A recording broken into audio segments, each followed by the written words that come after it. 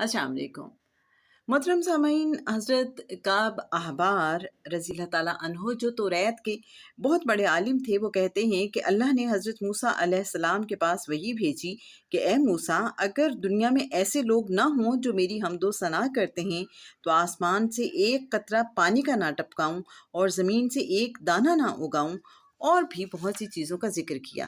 اس کے بعد اللہ تعالیٰ نے ارشاد فرمایا، اے موسیٰ، اگر تو یہ چاہتا ہے کہ میں تجھ سے اس سے بھی زیادہ قریب ہو جاؤں جتنا تیری زبان سے تیرا کلام، اور جتنے تیرے دل سے اس کے خطرات، اور تیرے بدن سے اس کی روح، اور تیری آنکھ سے اس کی روشنی۔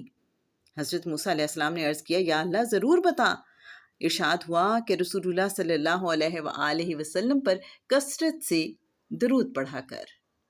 اللہم صلی علی محمد النبی الامی وعلی آلہ وصحبہ وبارک وسلم۔